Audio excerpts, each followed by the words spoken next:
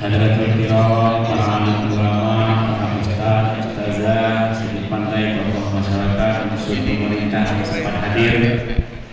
Wabil khusus Al-Karam Ustaz Dr. Haji Ali Husaini MSI PhD, Ketua Dewan Dakwah Indonesia Pusat. Selamat datang, ahlan wa sahlan pada Pak Dr. di Kota Prabu ini. Dewan Dakwah Indonesia Pusat Bapak Dr. Haji Husaini. Dan pada subuh hari ini Bapak Ibu rahimahullah, kita mengambil tema kajian kita itu adalah indahnya ukhuwah. Itu tema kita pada subuh hari ini. Indahnya ukhuwah. Jadi masih ada kaitannya dengan pekan lalu dan kaitannya dengan diselenggarakannya acara safari subuh ini. Jadi acara safari subuh ini target kita, tujuan kita adalah agar bagaimana mempererat jalinan ukhuwah antar takmir antar jemaah masjid di Prabu ini, dan juga sebagai sarana untuk kita saling memberikan informasi. Assalamualaikum warahmatullahi wabarakatuh. Alhamdulillah, wassalatu wassalamu ala Rasulillah wa ala alihi wa sahbihi wa mawala, wa la hawla wa la quwwata illa billah.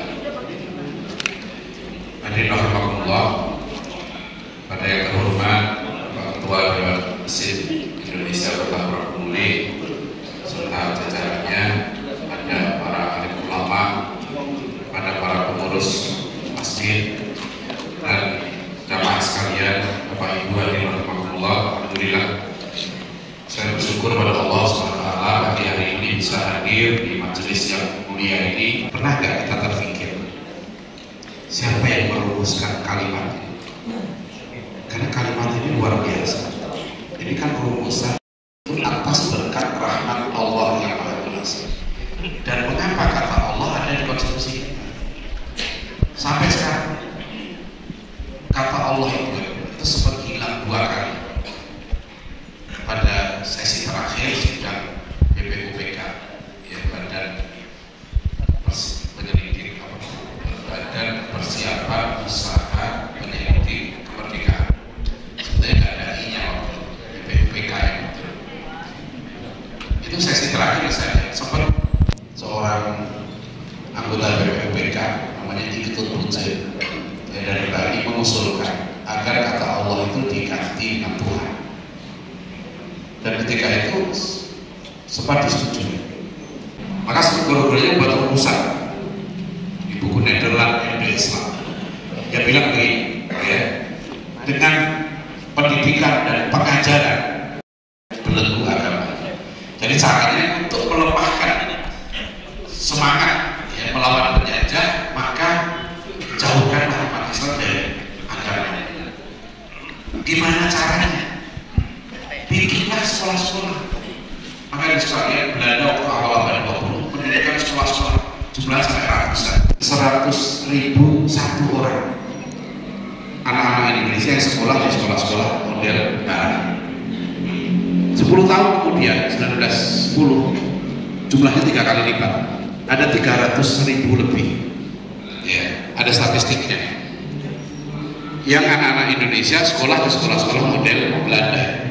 Yang di sana anak-anaknya dipilih anak pinter-pinter dipilih ke sekolah-sekolah barat karena memang sekolah Belanda itu bagus. Waktu itu sekolah-sekolah Belanda bisa memberikan gaji yang tinggi, ya, gaji yang sangat tinggi. Gambarannya kira-kira lulusan SMA di zaman itu awal abad 20, kalau dia jadi pegawai pemerintah, dulu sekolah Pamong Praja namanya Osvia. Jadi kalau dulu orang mau jadi lurah, jadi camat itu ada sekolahnya namanya Osvia. Itu gajinya kira-kira kalau kurs sekarang sekitar 15 juta rupiah per bulan. Gaji guru waktu itu, ya, lulusan SMA itu sekitar 10 sampai 15 juta. Ada ruh di sini, ya, bahasa Jawanya ada kesusilaan beda, juga masuk dalam konstitusi kita. Ya, dulu wa aqrabu bittaqwa. Ini dasarnya. Wala yajrimanakum syana'anu qaumin ala alla ta'dilu. I'dilu wa aqrabu littaqwa. Jangan kebencian kepada satu kaum menjadikan kamu berlaku tidak adil. Berlaku adillah kamu. Wa in khiftum alla ta'dilu fawahidatan. Jika kamu takut berlaku tidak adil, maka satu saja. Bukan takut istri ayatnya, takut berlaku tidak adil. Ini salah kaprah. Kalau takut sama istri satu saja, nggak ada ayatnya. Ayatnya itu kalau kamu takut tidak bisa berlaku adil, satu saja. Istilahnya adalah waktu syai'in ila mahali, meletakkan pada tempat itu susah. Jadi misalnya contoh, tugas suami bukan kasih nafkah lahir batin, tapi mendidik istri. Ku anfusakum wa ahlikum nar, kata Ali bin Abi Thalib, adibuhu wa allimuhu. Ya, didik anakmu, istrimu menjadi orang beradab dan orang berilmu. Itu tugas suami. Susah itu, nggak berlaku adil. Ya, makanya satu saja. Ya, gitu ya. Tapi kalau berani berlaku adil dan bisa berlaku adil, ya jangan satu. Gitu loh ya, ketua DPI misalnya. Kemanusiaan yang adil dan beradab, coba ada. Ya, sampai Umar bin Khattab mengatakan ta'addabu tsumma ta'allam. Beradablah kamu kemudian berilmulah kamu. Kiai Haji Hasyim Asy'ari menulis kitab yang sangat bagus. Itu kitab yang saya wajibkan untuk santri tingkat SMP. Adabul alim wal muta'alim. Ya, beliau sampai merumuskan di kitabnya itu. At-tauhidu yujibul iman, faman la iman lahu la tauhid lahu. Wal iman yujibus syari'ata, faman la syari'ata lahu la iman lahu wa la tauhid lahu. Wasyari'atu yujibul adab. Lobby seluruh fraksi di DPR waktu itu ya untuk kembali ke negara kesatuan. Ya, beliau dapat sebagai tokoh mosi integral, jadi tokoh NKRI. Maka kami Dewan Dakwah, salah satu fungsi dakwah Dewan Dakwah adalah mengokohkan NKRI. Dengan apa yang kita kokohkan? Dengan akhlak. Negara kita ini sekalian akan kokoh kalau rakyatnya berakhlak mulia. Kita kirim dai ke pelosok-pelosok, apa yang diajarkan para dai itu? Hari saya harus tulis. Kali ini saya tulis artikel apa? Kebijakan yang cerdas dan kreatif dari kota Prabu Mulya.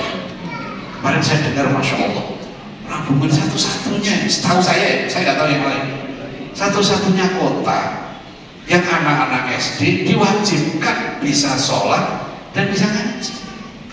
Ini nggak ada di tempat lain setahu saya. Mungkin saya nggak tahu ada yang lain, tapi yang saya tahu nggak ada. Karena sudah mengusulkan ke beberapa gubernur, wali kota, belum juga direspon. Bagaimana saya bilang, ini beruntung nih Pak Wali Kotanya dapat amal jariah, ya kan? Mengalir terus pahalanya sampai kiamat ini dapat kiriman pahala. Ya. Kalau kita dukung kebijakan ini, kita dapat pahala juga. Ya kan? Kita sosialisasikan terus, itu luar biasa. Saya baru tahu mengapa Franciscus Xaverius tidak datang ke tanah Jawa. Ternyata orang Jawa nggak mau ganti agama. Kenapa? Karena mereka itu semuanya hitam. Jadi orang Jawa itu kan begitu lahir, itu disunat. Itu ulama kita itu cerdas sekali dakwah. Yang penting kamu sunat. Gak sholat, gak ini, yang penting sunat. Jadi sunat itu sudah jadi budaya. Nah gara-gara dia sunat, dia nggak bisa Kristen. Karena orang Kristen nggak boleh disunat menurut Paulus. Coba dakwahnya cerdas. Itu namanya dakwah secara inkulturasi. Akulturasi, pembudayaan Islam. Pokoknya saya muslim, orang Jawa nggak mau ganti agama. Meskipun ini nggak jalanin agamanya, nah itu uniknya. Ya, makanya jangan heran daerah-daerah transmigrasi di mana-mana itu akhirnya menjadi basis-basis pengembangan dakwah. Karena orang Jawa itu begitu dia tua, dia ingat mati.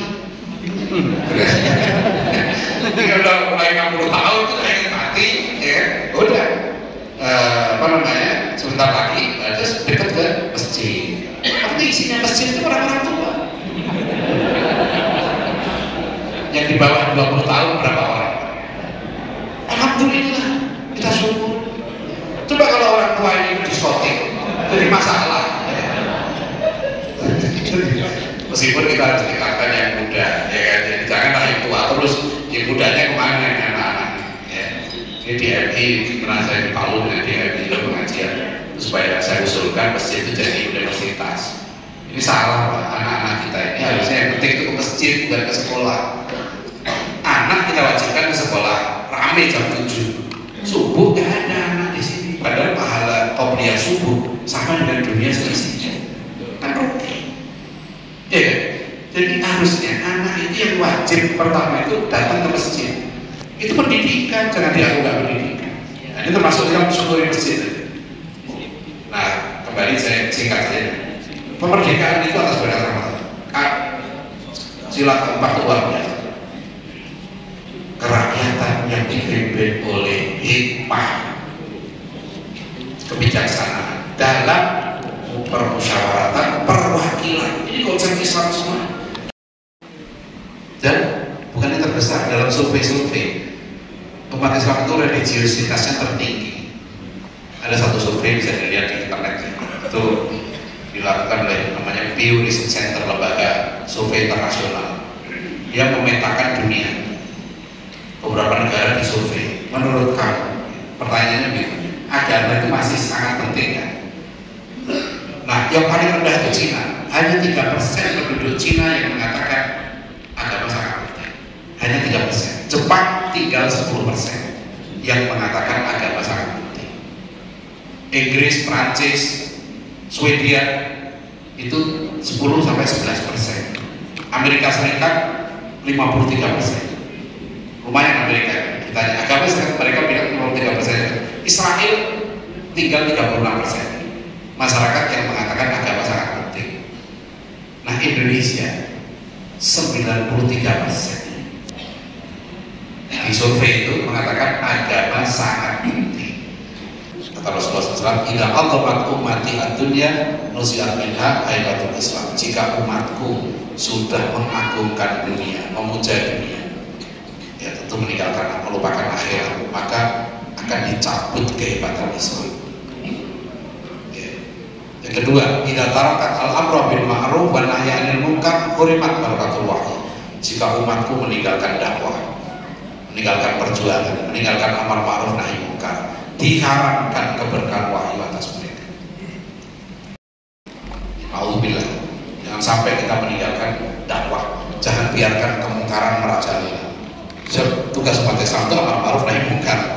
Kuntum khairu ummatin ukhrijat linnas ta'muruna bil ma'ruf wa tanhauna 'anil munkar.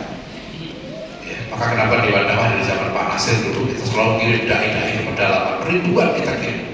Setiap tahun kami kirim ratusan. Tahun ini sarjana S1 dakwah yang kami kirim 131. Ya, tiap tahun sekitar itu. Terus kita biayai semua. Ya, untuk mereka menjadi dai. Karena saya sudah keliling ke hampir seluruh provinsi di Indonesia. Kalau nggak kita jagain daerah-daerah pelosok itu semua nanti terjadi pemurtadan. Nah, nyari anak muda sekarang yang mau kita kirim ke pelosok-pelosok itu nggak gampang. Di Wandawan kami pernah mendaftar siapa sarjana-sarjana yang mau jadi dai. Yang daftar 360. Begitu kita bilang mau kita kirim ke pelosok, langsung drop. Mati sakotot fi ainillah. Jika umatku sudah saling caci maki satu dengan yang lain, saling menghina, saling melecehkan, berpecah belah, sakotot fi ainillah, jatuh martabat mereka di hadapan Allah. Allahumma ighfir lana wa li walidayna wa li masyayikhina wa li jami'il muslimina wal muslimat wal mu'minina wal mu'minat al ahya'i minhum wal amwat. Ini kota Prabu Beling, makmur masjidnya.